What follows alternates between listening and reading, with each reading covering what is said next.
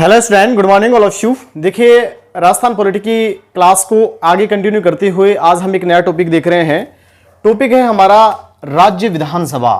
Topic है राज्य विधानसभा या राजस्थान की विधानसभा के बारे में हमें इस टॉपिक में जानना है।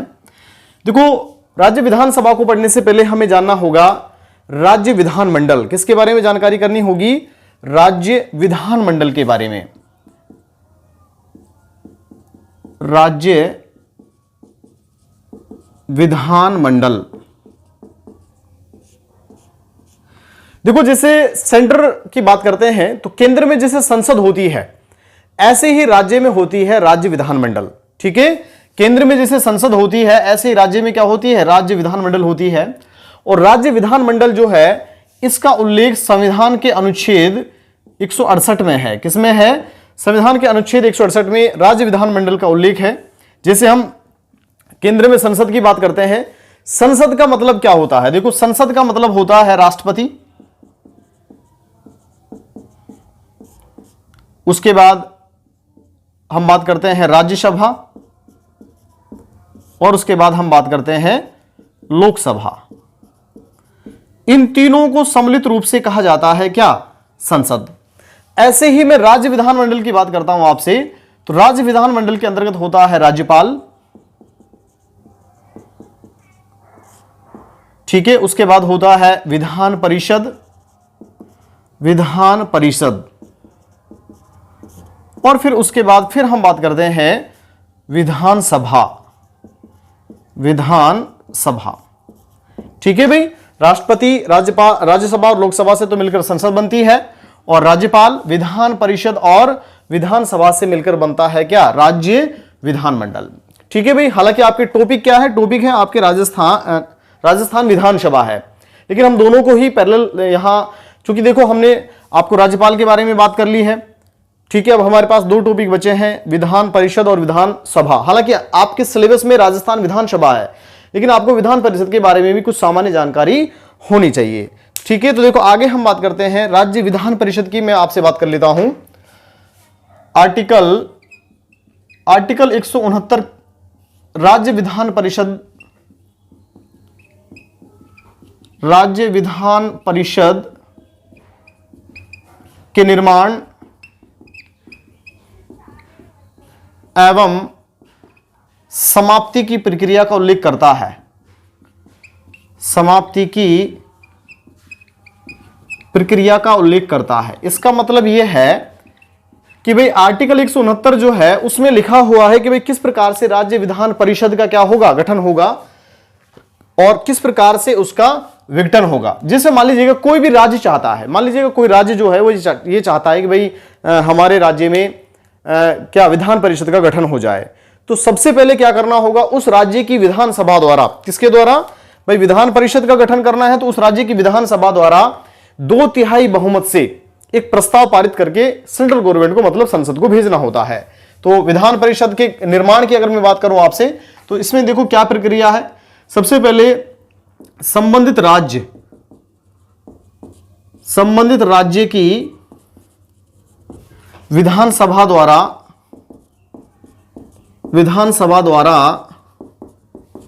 कितने बहुमत से? 2/3 बहुमत से प्रस्ताव पारित करके संसद को भेजा जाता है।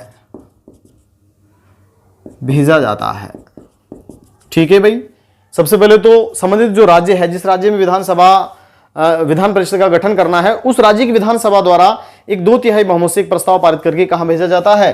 केंद्र सरकार के पास, मतलब संसद के पास भेजा जाता है। ठीक है भाई, उसके बाद फिर क्या होता है? यदि संसद इस प्रस्ताव को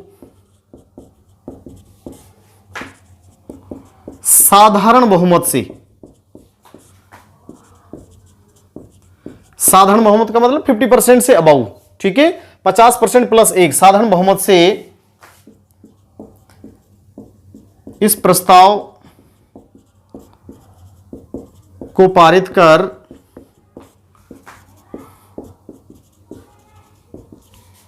विधान परिषद का गठन, विधान परिषद का गठन कर सकती है। ठीक है भाई। तो देखो राज्य का काम क्या है, राज्य विधानसभा केवल 2/3 बहुमत से एक प्रस्ताव पारित करके संसद के पास भेजेगी। अब संसद चाहे तो उस प्रस्ताव को पारित करे, चाहे तो नहीं करे। अगर कर देती है तो उस राज्य में राज्य विधान परिषद का क्या हो जाता है, गठन हो जाता है। तो विधान परिषद के गठन की और उसको समाप्त करने की जो संपूर्ण शक्तियां हैं वो किसके पास है, संसद के पास है। तो एक लाइन हम कह सकते हैं विधान परिषद के गठन, विधान परिषद के गठन एवं विघटन की शक्ति अंतिम रूप से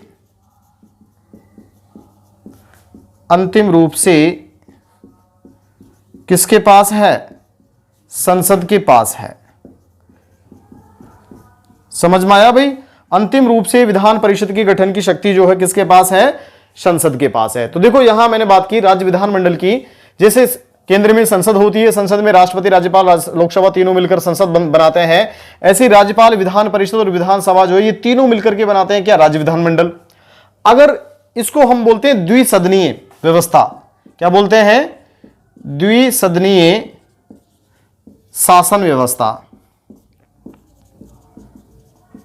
ठीक है। तो ये तो भारत की जो व्यवस्था, शासन व्यवस्था है, ये तो ऑलरेडी ही द्विसदनीय है क्योंकि राज्यसभा लोकसभा मौजूद है। लेकिन यहां मैं बात करता हूं तो हर राज्य में द्विसदनीय शासन व्यवस्था नहीं है। ठीक है। अगर एक सदनीय शासन व्यवस्था है, कैसी है, एक सदनीय शासन व्यवस्था है, जैसे राजस्थान की बात करते हैं तो राजस्थान में एक सदनीय शासन व्यवस्था है। और एक सदनीय शासन की बात करेंगे तो यहां राज्यपाल होंगे और साथ में क्या होगी, विधानसभा होगी। क्या नहीं होगी, विधान परिषद यहां नहीं होगी। अगर विधानसभा के साथ साथ विधान परिषद है तो उसको भी हम क्या बोलेंगे, द्विसदनीय शासन व्यवस्था बोलेंगे। क्योंकि राजस्थान की बात करें तो राजस्थान में वर्तमान में कैसी व्यवस्था है, एक सदनीय शासन व्यवस्था है, मतलब राज्यपाल और विधानसभा। ठीक है। विधान परिषद राजस्थान में नहीं है। वर्तमान में देश की बात की जाए तो देखो वर्तमान में देश में 6 राज्य ऐसे हैं जहां विधान परिषद का गठन है। कितने राज्य, 6 राज्यों में विधान परिषद का गठन है। कौन कौन से हैं, देखो यूपी है, उसके बाद महाराष्ट्र है, बिहार, कर्नाटक, तेलंगाना और आंध्र प्रदेश।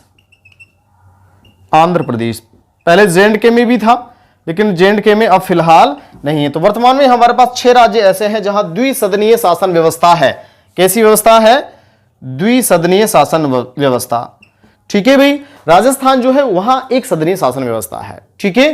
टॉपिक वैसे आपके मैंने कहा कि सिलेबस में राज्य विधानसभा मतलब राजस्थान विधानसभा है, क्योंकि विधान परिषद से तो राजस्थान का कोई लेना देना है नहीं। लेकिन फिर भी देखो जरूरी है दोनों को पढ़ना। और तुलनात्मक रूप से देखो आगे मैं बात करता हूं, तुलनात्मक रूप से बात करता हूं विधानसभा और विधान परिषद। तो गठन की बात तो हो ही गई कि भाई गठन कैसे होगा, जिस राज्य में विधानसभा विधान परिषद का गठन करना है तो उस राज्य की विधानसभा जो द्वारा एक प्रस्ताव 2/3 बहुमत से पारित करके कहां भेजा जाएगा, संसद के पास भेजा जाएगा। संसद इस प्रस्ताव को साधारण बहुमत से, साधारण बहुमत का मतलब होता है 50% + 1।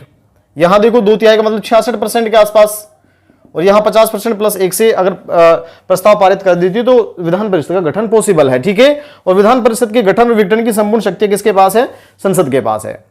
हाँ देखिए, अब मैं आपसे बात करता हूं राज्य विधान परिषद और विधानसभा दोनों की तुलनात्मक रूप से बात करते हैं। एक तरफ तो हम लिख लेते हैं क्या, क्योंकि राज्यपाल पढ़ लिया है, एक तरफ लिख लेते हैं विधान परिषद, यहां लिखते हैं विधान परिषद, और दूसरी तरफ मैं बात करता हूं विधानसभा।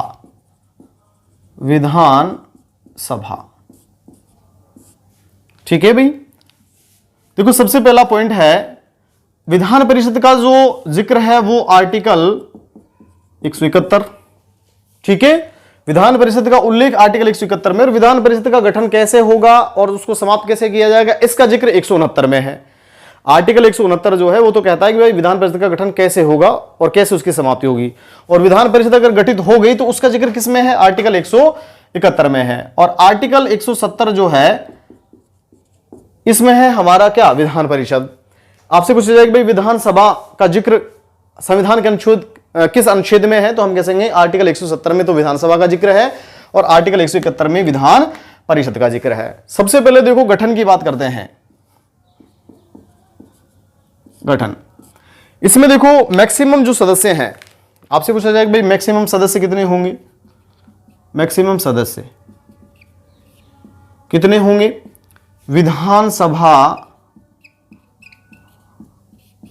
की कुल सदस्य संख्या, कुल सदस्य संख्या का 1/3 होगा। ठीक है भाई, विधानसभा की कुल जो सदस्य संख्या है उसका 1/3 सदस्य जो हैं वो क्या होंगी, विधान परिषद में होंगे। जैसे भाई राजस्थान की बात करते हैं, राजस्थान में 200 विधानसभा सदस्य हैं, तो इसका 1/3 लगभग हमारे पास 66 के आसपास निकल के आएगा। तो राजस्थान में अगर विधान परिषद का गठन हो तो उसमें मैक्सिमम कितने सदस्य हो सकते हैं, 66। मिनिमम की बात की जाए, मिनिमम जो सदस्य हैं वो हो सकते हैं कितने, 40। ठीक है भाई, 40 से 60। अब मैं बात करता हूं यहां, अगर विधानसभा की बात की जाए तो यहां मैक्सिमम सदस्य, मैक्सिमम जो सदस्य हैं वो हो सकते हैं कितने, 500। मिनिमम की बात की जाए, मिनिमम सदस्य जो हैं वो हो सकते हैं कितने, 60। कितने हो सकते हैं, तो मैक्सिमम तो 500 हो सकते हैं और मिनिमम कितने हो सकते हैं, 60। लेकिन हमारे पास देखो यहां अपवाद है, एक दो राज्य ऐसे हैं, जैसे एक तो गोवा है, गोवा में कितने हैं, 40 हैं। एक सिक्किम है, सिक्किम में कितने हैं, 32 हैं। ठीक है भाई, ऐसे हम बात करते हैं यूनियन टेरिटरी में, केंद्र शासित प्रदेशों में, एक तो हमारे पास क्या है, दिल्ली है, दिल्ली की बात करते हैं तो वहां कितने हैं, 70 है। एक है पुडुचेरी, पुडुचेरी जो है वहां कितनी है, 30 है। ठीक है भाई, ये है हमारी केंद्र शासित प्रदेश, केंद्र शासित प्रदेश।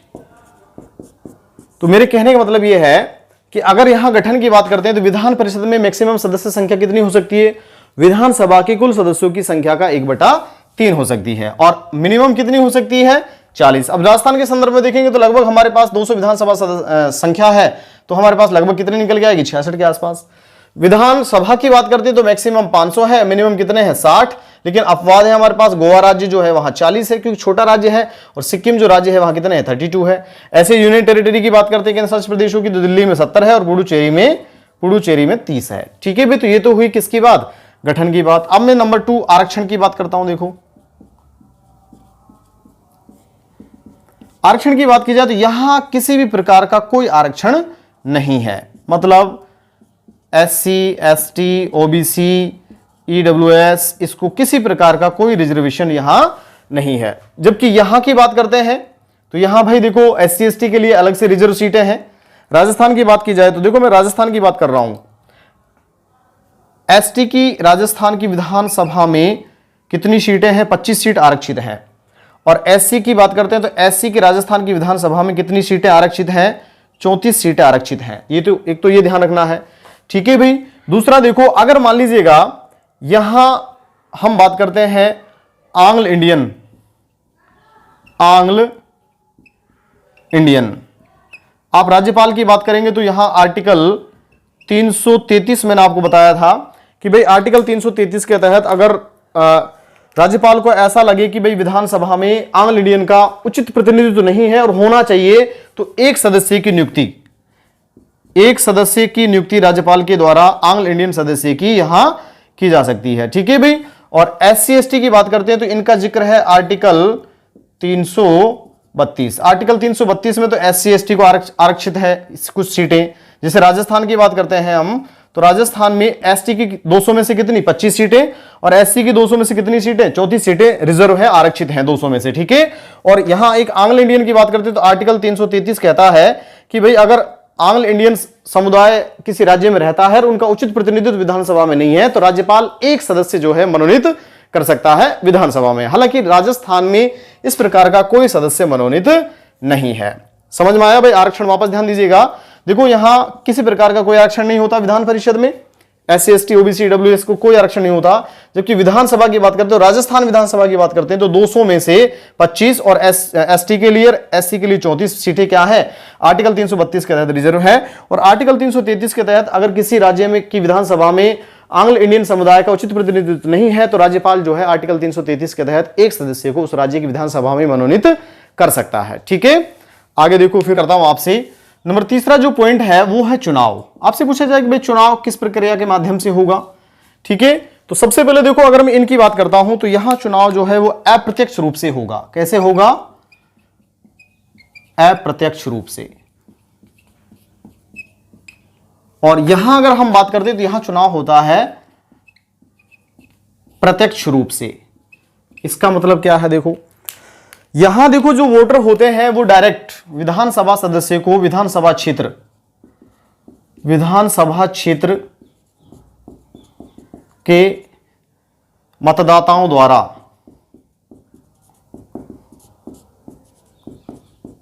देखो, विधानसभा का जो सदस्य चुनता है, एमएलए जिसको बोलते हैं, मेंबर ऑफ लेजिस्लेटिव असेंबली। ठीक है, एमएलए को हम डायरेक्ट वोट करते हैं, मतदाता जो है डायरेक्ट वोट करता है, इसलिए उसकी नियुक्ति उसका जो चुनाव होता है वो प्रत्यक्ष रूप से होता है। विधान परिषद के जो सदस्य हैं उनको मतदाता वोट नहीं करता। ठीक है भाई, मतदाता कभी भी विधान परिषद के सदस्य को नहीं चुनता। जैसे आप ध्यान करिए, राज्यसभा जो है उसके, लोकसभा के सांसदों के लिए तो हम वोटिंग करते हैं, लेकिन राज्यसभा के सांसदों के लिए हम वोटिंग नहीं करते। ठीक है, हमारे द्वारा चुने गए प्रतिनिधि जो है वो वोटिंग करते हैं, तो वो हो गया अप्रत्यक्ष रूप से। और हम अगर डायरेक्ट वोट दें तो वो हो जाता है क्या? प्रत्यक्ष रूप से। ठीक है भाई, अप्रत्यक्ष रूप से। अब देखो, यहां तो हम डायरेक्ट वोटिंग दे लेंगे, ठीक है, और जिसके ज्यादा वोट आएंगे वो क्या हो जाएगा? वो जीत जाएगा। ठीक है, यहां हम बात करते हैं अप्रत्यक्ष रूप से चुनाव होता है। किन किन के द्वारा होता है? देखो भाई, किसी भी राज्य की जो विधान परिषद है, विधान परिषद के 1/3, विधान परिषद के 1/3 सदस्य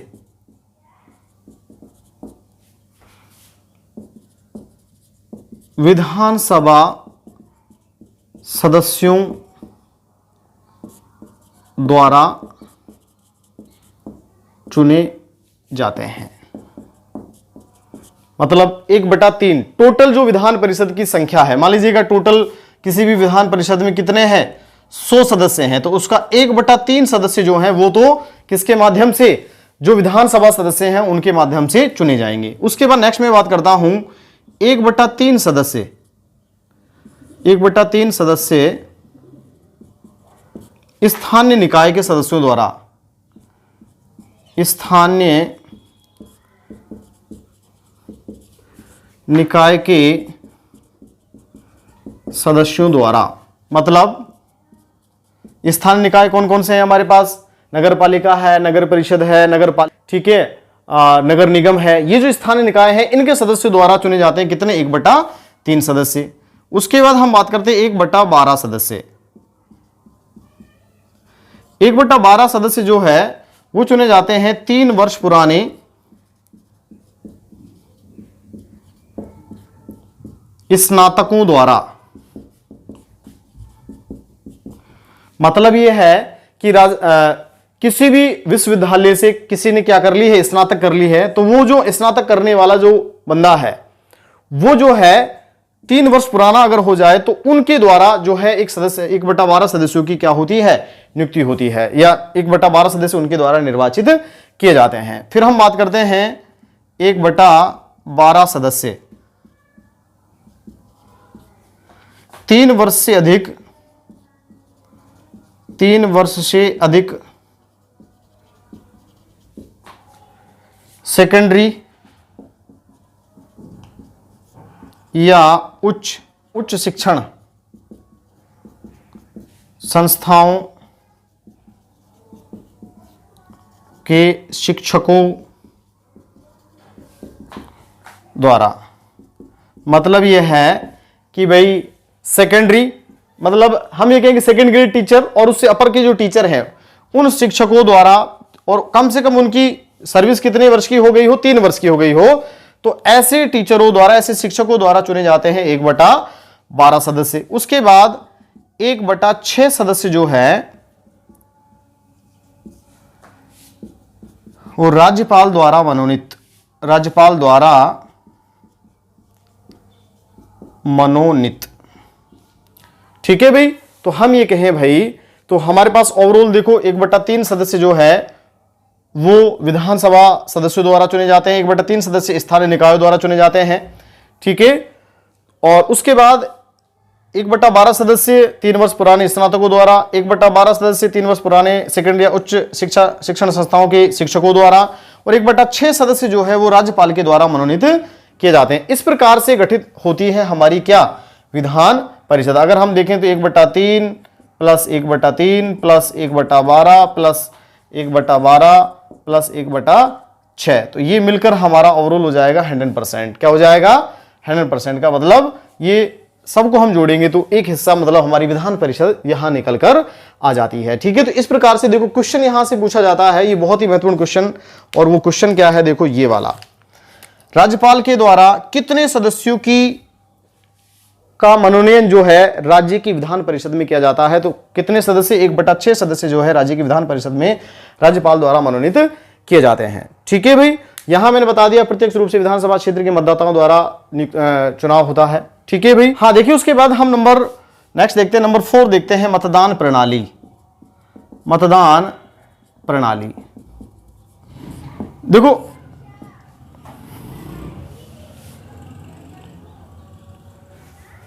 हाँ देखिए उसके बाद नेक्स्ट हम देखते हैं मतदान प्रणाली। यहां अगर मतदान प्रणाली की बात की जाए तो यहां है एकल संक्रमणीय आनुपातिक प्रतिनिधित्व पद्धति, ये चुनाव प्रक्रिया प्रणाली है। और यहां हम बात करते हैं तो बहुल मत प्रणाली। यहां तो भाई जो सबसे ज्यादा वोट लेगा ना वो विधानसभा सदस्य चुना जाएगा। यहां क्या होता है, यहां बेसिकली ऐसा नहीं होता, जैसे मान लो विधान परिषद की 3 सीटों के लिए चुनाव हो रहा है। ठीक है भाई, 3 सीटों के लिए चुनाव हो रहा है या 4 सीटों के लिए चुनाव हो रहा है। ये मान लो ए कैंडिडेट है, ये बी है, ये सी है और ये डी है। अब जो भी वोटर है ना वो इन चारों को वोट डालेगा, प्रायोरिटी के आधार पर वोट डालेगा। जैसे मान लो भाई किसी वोटर की प्रायोरिटी जो है, भाई मुझे तो सी कैंडिडेट अच्छा लगता है तो मैं इसको 1 नंबर दूंगा, या दूसरे नंबर का अगर कैंडिडेट मुझे अच्छा लगता है तो सी के बाद मैं 2 नंबर इसको दूंगा। ठीक है, इसको मान लीजिएगा मैं 3 नंबर देता हूं, इसको 4 नंबर। ऐसे प्रत्येक जो वोटर होता है वो जितने भी कैंडिडेट चुनाव लड़ रहे होते हैं उन सभी के लिए वोटिंग करता है। फिर काउंटिंग की जाती है। फर्स्ट जो प्रायोरिटी वाले जो मतपत्र है उनमें देखा जाता है कि सबसे ज्यादा फर्स्ट प्रायोरिटी किसको दी गई तो उसको चुन लिया जाता है। ठीक है भाई, मान लो सदस्य हमको 2 चुनने हैं, कैंडिडेट कितने खड़े हैं, 4 खड़े हैं, तो भाई फिर फर्स्ट वाले और सेकंड वाले 2 को ले लेंगे। भाई पहली प्रायोरिटी ज्यादा किसको दी है तो फर्स्ट उसका चुनाव हो जाएगा, और दूसरी प्रायोरिटी किसको दी है उसका चुनाव हो जाएगा। 3-4 को हटा देंगे। समझ में आया भाई? वापस समझिए, एकल संक्रमणीय जो आनुपातिक प्रतिनिधित्व प्रणाली है, इसका मतलब ये होता है जैसे मान लो हमको 2 सीटों पर चुनाव करना है और कैंडिडेट कितने हैं हमारे पास, 4 हैं। अब हमें 2 चाहिए भाई 4 में से। अब हम होता क्या है, जो वोटर है वो अपना वोट चारों को डालेगा प्रायोरिटी के आधार पर, 1 नंबर 2 नंबर 3 नंबर 4 नंबर ऐसे। अब ऐसे हर वोटर डालेगा, तो जब वोटों की काउंटिंग होगी तो सबसे पहले फर्स्ट प्रायोरिटी काउंटिंग की जाएगी, सबसे ज्यादा फर्स्ट प्रायोरिटी किसको मिली है, और फिर उसके बाद सेकंड प्रायोरिटी, उनको 2 कैंडिडेट को वहां से चुन लिया जाएगा, बाकी लोग जो हैं उनको आउट कर दिया जाएगा। ठीक है, तो इस प्रकार से ये हुई हमारी क्या, मतदान प्रणाली। अब मैं नेक्स्ट बात करता हूं कार्यकाल।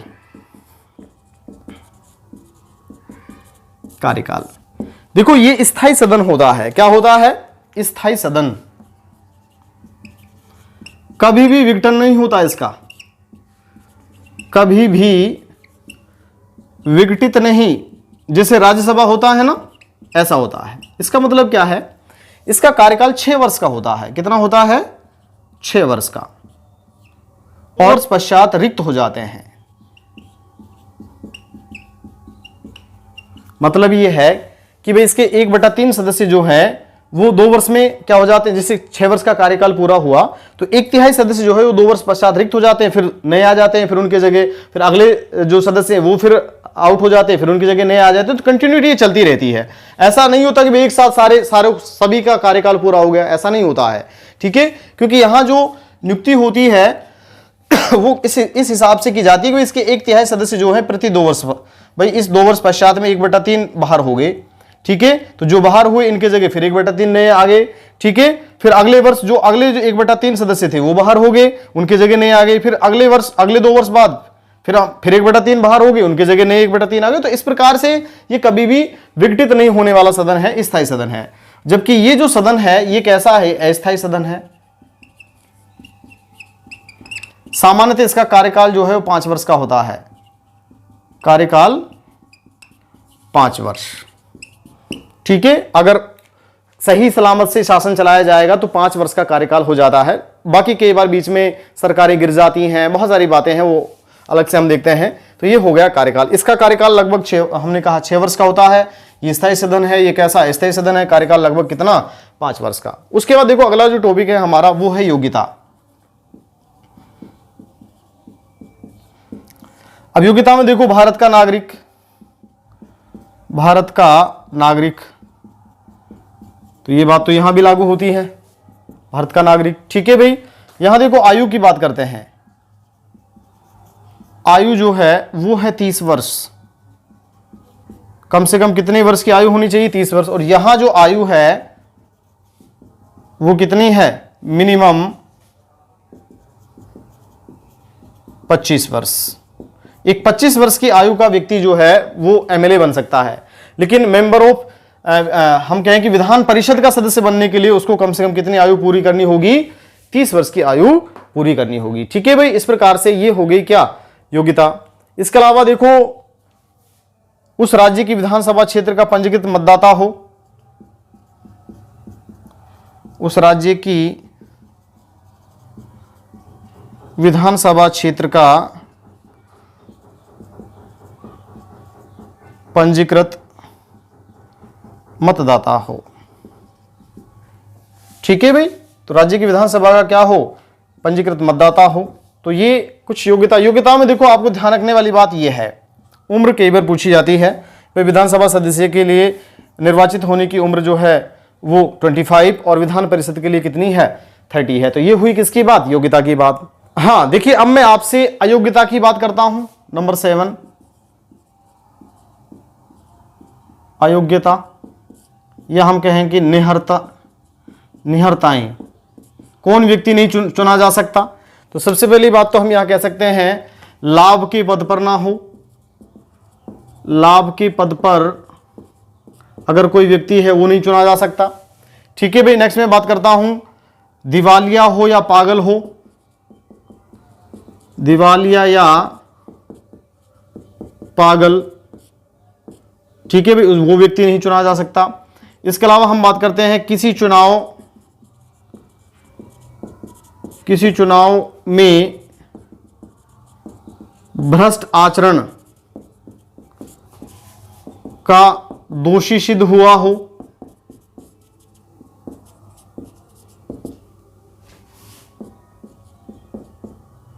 नेक्स्ट अपराध सिद्ध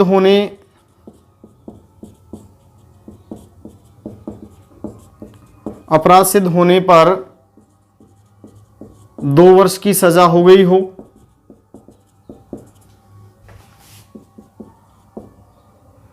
नेक्स्ट सरकारी भ्रष्टाचार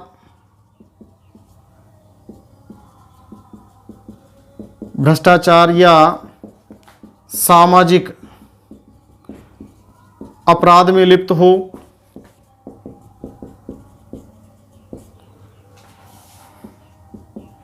ठीक है भाई। ये जो व्यक्ति है ये विधान परिषद के सदस्य नहीं चुने जा सकते। यहां ऐसी कोई स्पेशली निर्योग्यताएं लागू नहीं होती है। हालांकि ये सारी लाभ के पद पर ना हो, ये तो यहां भी दिवालियापन ये भी यहां भी होता है ऐसा, लेकिन कुछ चीजें ऐसी हैं जहां कुछ, जिसे मैंने कहा कि 2 वर्ष की कोई सजा हो गई हो। आपको पता है कई सारे ऐसे लोग हैं जो अभी भी कहां है, जेलों में है और उसके बाद भी विधानसभा सदस्य चुने जा चुके। यूपी में अभी हाल ही में चुनाव हुआ है, कई सदस्य ऐसे हैं, जैसे आजम खान की बात करते हैं, उसको लगभग 3 वर्ष हो गए हैं जेल में, और जेल के दौरान ही रहते हुए उन्होंने क्या कर लिया, चुनाव जीत लिया, ठीक है। तो विधानसभा के सदस्यों पर ये नियम बहुत ज्यादा या ये शर्तें जो है योग्यता वाली बहुत ज़्यादा यहाँ इस प्रकार की शर्तें लागू नहीं होती, क्योंकि ये सारी शर्तें तो चलो पागल दिवाले वाला ये तो एक अलग चीज़ें हैं। ये वाली सजा वाली स्थिति जो है, देखो आपसे पूछा जाए कि भाई अयोग्यता जो है इसका निर्धारण कौन करता है,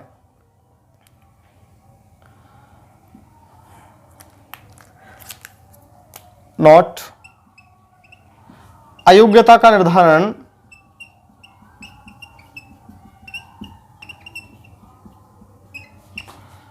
राज्यपाल, केंद्रीय निर्वाचन आयोग, केंद्रीय निर्वाचन आयोग की सलाह पर करता है।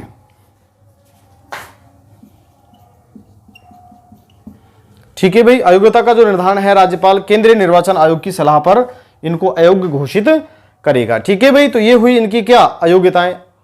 नेक्स्ट बात करता हूं सदस्यता की समाप्ति। सदस्यता की समाप्ति, कैसे सदस्यता की समाप्ति होती है? तो सबसे पहले तो हम बात करते हैं यदि सदस्य क्या दे दे, त्याग पत्र दे दे। ठीक है भाई, ये इसके लिए भी लागू है। उसके बाद हम बात करते हैं संविधान में बताई गई अयोग्यता में से कोई एक प्राप्त कर ले।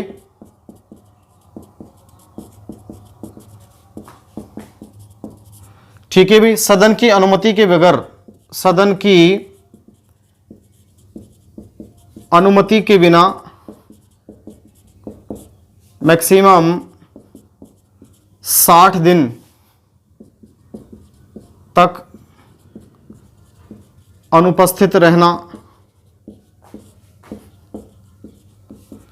ठीक है भाई, जिस सदन का मतलब विधान परिषद का सदस्य तो इसकी अनुमति चाहिए, और विधानसभा का सदस्य है तो विधानसभा की अनुमति चाहिए। और मैक्सिमम कितने दिन से ज्यादा, बिना अनुमति के 60 दिन से ज्यादा विधान परिषद या विधानसभा की कार्यवाहियों में वो एब्सेंट नहीं रह सकता। ठीक है, मान लीजिएगा इसका मतलब ये है कि भाई 2 सत्र, कम से कम कितने सत्र, 2 सत्र। ठीक है, मान लो शीतकालीन सत्र है और उसके अलावा फिर बजट सत्र है, अगर इन दोनों सत्रों में वो बिना अनुमति के एब्सेंट रहा तो निश्चित रूप से उसकी जो सदस्यता है उसकी क्या हो जाएगी, समाप्त हो जाएगी। ठीक है भाई, इसके अलावा राष्ट्रपति, उपराष्ट्रपति एवं राज्यपाल निर्वाचित हो जाए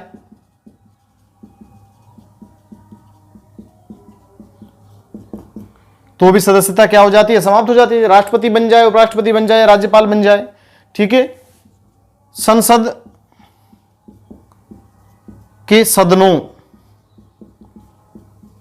का सदस्य बनने पर, मान लो वो राज्यसभा या लोकसभा सांसद बन जाए या राज्यसभा सांसद बन जाए तो भी उसकी विधान परिषद या विधानसभा की सदस्यता क्या हो जाएगी, समाप्त हो जाएगी। एक और हम बात करते हैं यदि न्यायालय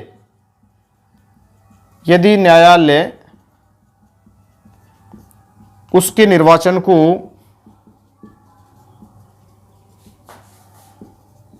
अमान्य ठहरा दे तो भी उसकी सदस्यता क्या हो जाएगी, समाप्त हो जाएगी। एक बार फिर ध्यान दीजिएगा, त्याग पत्र दे दे भाई।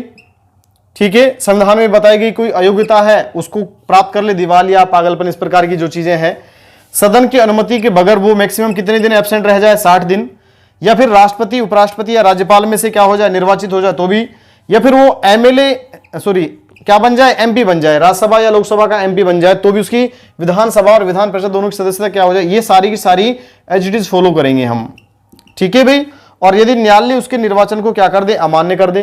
ठीक है, तो ये सारी की सारी कंडीशन है क्या, विधान परिषद और विधानसभा के सदस्यों की सदस्यता की समाप्ति को लेकर के। ठीक है भाई, उसके बाद देखो नेक्स्ट में बात करता हूं पदाधिकारी। पदाधिकारी की जब हम बात करते हैं तो देखो विधानसभा का जो पदाधिकारी है वो होता है सभापति, सभापति और उपसभापति। ठीक है भाई, और इधर हम बात करते हैं तो विधानसभा जो है इसके होते हैं अध्यक्ष और उपाध्यक्ष। ठीक है, तो यहां अध्यक्ष और उपाध्यक्ष होते हैं और यहां क्या होते हैं, सभापति और उपसभापति। तो ये हो गए इसके क्या, पदाधिकारी। देखो पदाधिकारियों की जो बात करते हैं, ये कहां से नियुक्त होते हैं भाई।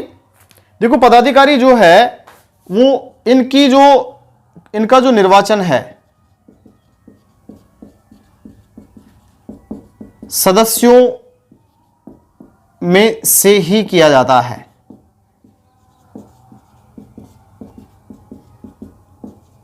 ठीक है भाई, ये जो अध्यक्ष उपाध्यक्ष बनते हैं कहां से बनते हैं, जो भी विधान सभा के सदस्यों में से ही इनको बनाया जाता है। ठीक है, और सदस्य के रूप में ही ये, जैसे एमएलए के रूप में ही ये क्या लेते हैं, शपथ लेते हैं। तो इनकी शपथ का कोई प्रावधान नहीं है, शपथ का प्रावधान नहीं। इनको सदस्य के रूप में, विधानसभा सदस्यों को सदस्य के रूप में शपथ जो दिलाता है, कौन दिलाता है, राज्यपाल दिलाता है। तो ये सदस्य के रूप में ही क्या ले लेते हैं, शपथ ले लेते हैं। ऐसा नहीं भाई अध्यक्ष बनने के बाद फिर दोबारा से शपथ ली जाएगी, ऐसा कोई प्रावधान नहीं है। अच्छा, त्याग पत्र दें,